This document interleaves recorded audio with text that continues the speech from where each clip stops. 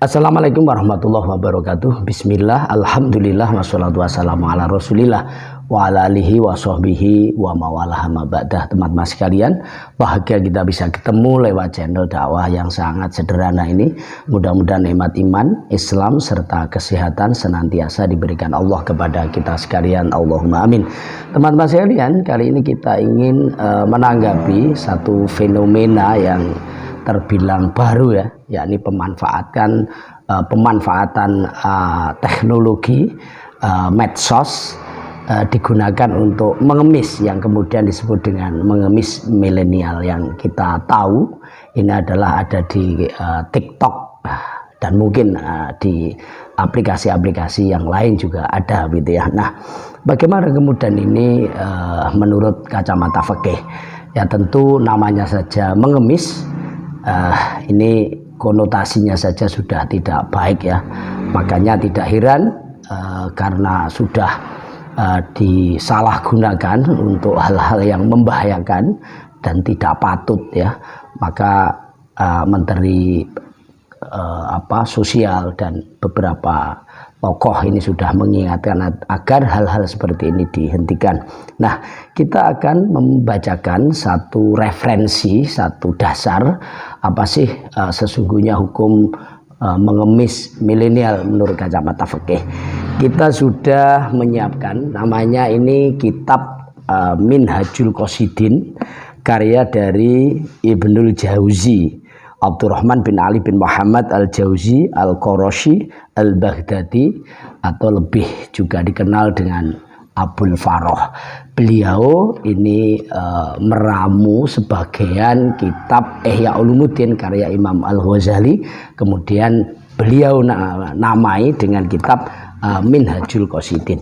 Bisa dibuka di halaman 222 dan ini bisa teman-teman sekalian menyimak ya.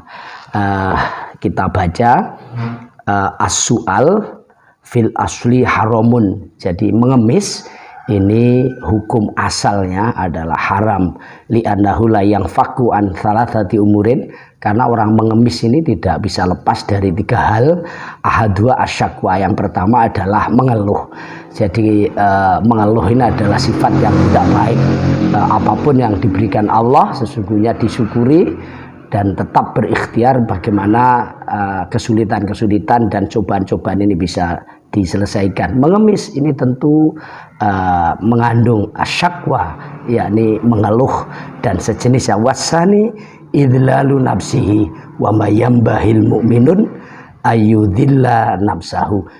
Yang kedua, orang mengemis ini tidak terlepas dari idlalu nafsi. Idlalu nafsi adalah merendahkan diri di hadapan al-mas'ulnya, orang yang diminta.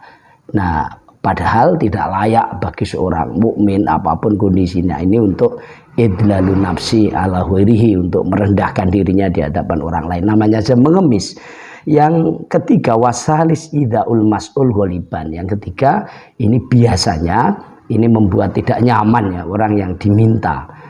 Namanya saya meminta. Kadang yang diminta ini tidak kadang, tapi kebanyakan juga tidak nyaman, tidak enak. Nah, wa innama yubahu su'alu fi halid darurah wal hajatil muhimmatil qaribati minad darurah. Lah kapan mengemis, meminta-minta ini diperbolehkan? Diperbolehkan yakni pada kondisi darurat atau hajah yang mendekati darurat. Amal mutor fahuwa atau mutir fahuwa kasu'alil haij inda khawfi ala nafsihi mautan au marodon. Apa contohnya kondisi darurat? Seperti seseorang ini yang kelaparan, dia takut kalau dia tidak meminta ini akan mengancam nyawanya atau akan menderita sakit. Maka dalam kondisi seperti ini nggak apa-apa mengemis, meminta, karena memang kondisinya darurat. Kasu'alil ari alladzi laisa lahu mayuwarihi.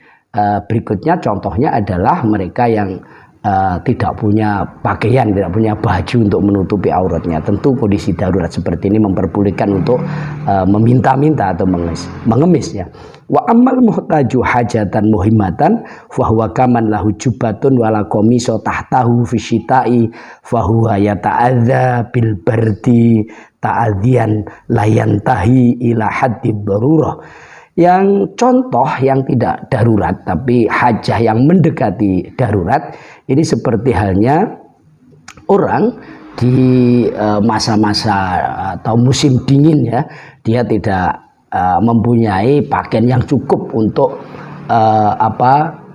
membuat nyaman, untuk menghilangkan rasa dinginnya. Di sini dicontohkan punya jubah tapi tidak punya gamis, padahal saat itu adalah musim dingin, sehingga kedinginan ini tidak bisa ditanggulangi hanya dengan sebagian pakaian. Maka dia boleh untuk mengemis, meminta untuk melengkapi pakaiannya biar standar. Nah, kedinginan ini dalam batas-batas sesungguhnya yang tidak darurat, ini namanya hajah yang qoribah li darurat. Fakadzalika man yaqdirul 'alal masyi lakin bimasyaqqatin yajuzu lahu ayas'ala ujratan yaktari bihalir rukub.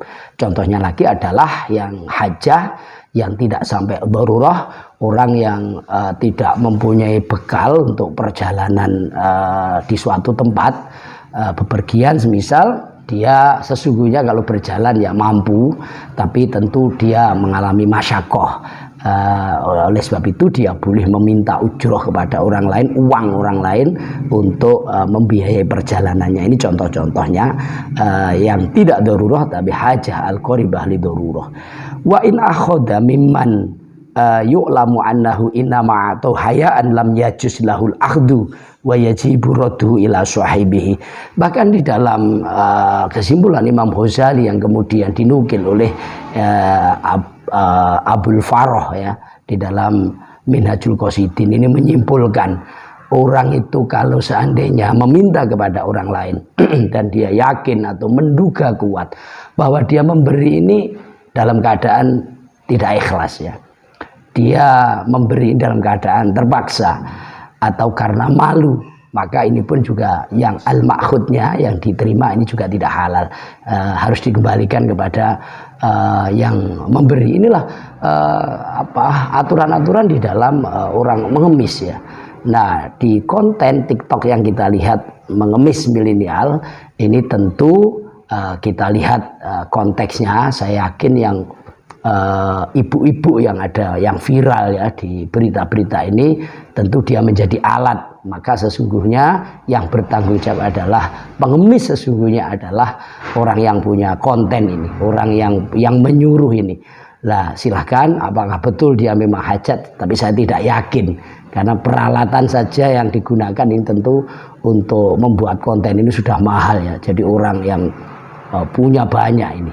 Lah kan tetapi alat ini, ibu-ibu ini tentu juga juga masuk di dalam apa yang kita bahas ini, karena dia terlibat langsung sama seperti prinsip-prinsip di dalam maksiat-maksiat yang lain. Khomer umpama, khomer ini oleh Rasulullah yang dilaknati, ini ada 10 orang yang terlibat. Jadi baik yang membuat, memesan, kemudian yang mengirim, yang memakan hartanya, yang menulis dan seterusnya. Ini tentu syarikun lahu, termasuk bagian dari itu. Nah, ada satu hadis yang juga Rasulullah mewanti-wanti agar supaya seseorang itu menjaga harga dirinya untuk tidak mencuri, untuk tidak mengemis. Jadi bisa disimak an Abi Hurairah radhiyallahu taala anhu anna Nabiy sallallahu alaihi wasallam qol man sa'alan nasa amwalahum takatsuran fa inna ma yas'alu jamran falyastakilla au liyastakthir. Jadi seseorang yang meminta-minta kepada orang lain tapi tujuannya bukan untuk memenuhi hajat dan daruratnya, tapi untuk takatsuran, untuk memperkaya. Dan ini saat ini banyak sekali di berita-berita itu pengemis ternyata di rumahnya banyak, tanahnya luas, memang digunakan untuk pekerjaan. Wah, kata Allah, kata Rasulullah, ini orang ini laksana meminta bara api. Bara api dipegang, bara api dimakan. Nah, tentu ini akan gambaran-gambaran ini tentu akan luar biasa madharat kepada dirinya. Tentu ini adalah gambaran.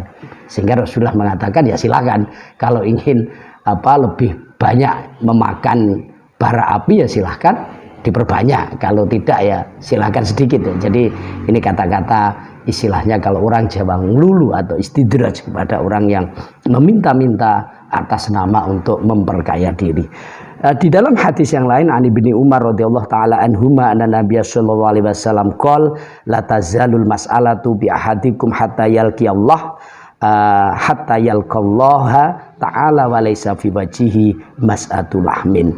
Jadi tidak ada seseorang yang profesinya atau gemar meminta-minta dalam keadaan tidak darurat, tidak hajah yang qoribah li darurah, maka kelak dia akan bertemu kepada Allah dalam keadaan wajahnya tinggal secuil.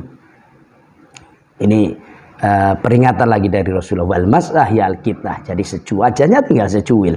Qaulal qadhiyat rahimahullah taala kila maknahu, kalau menurut qadhiyat mas'atul lahmin ini adalah maknanya ya'ti yaumal qiyamah dzalilan sakiton la wajalau indallah. Jadi dia ketemu kepada Allah dalam keadaan terhina, tidak mempunyai wajah, sangat-sangat terhina, dan dia tentu akan sangat malu di hadapan Allah, di hadapan makhluk yang lain. Untuk itu teman-teman sekalian, konten-konten serupa ini saya kira harus dihentikan, apalagi konsepnya adalah seorang muslim ini pantang untuk idlalu nafsi, untuk merendahkan diri di hadapan orang lain. Dan khusus konten yang kita lihat ini ada hal-hal yang memberatkan bahwa ini tidak boleh dilakukan karena dia mandi lumpur. Ya, lumpur ini dari sisi kesehatan tentu sangat membahayakan kesehatan, bisa menyebabkan penyakit gatal-gatal, penyakit kulit yang lain. Tentu la dororo wala diroro, tidak boleh menyakiti orang lain, tidak boleh menyakiti diri sendiri. Walatul kubiaidikum ila tahlukah, kata Allah, jangan kau jatuhkan dirimu dalam kerusakan. Tentu ini akan menambah kuatnya dalil, kuatnya pijakan kita bahwa apa yang terjadi di dalam mengemis milenial ini adalah sesuatu yang dilarang oleh agama. Demikian, mudah-mudahan bermanfaat. Wallahul muwaffiq ila aqwamit thoriq. Wassalamualaikum warahmatullahi wabarakatuh.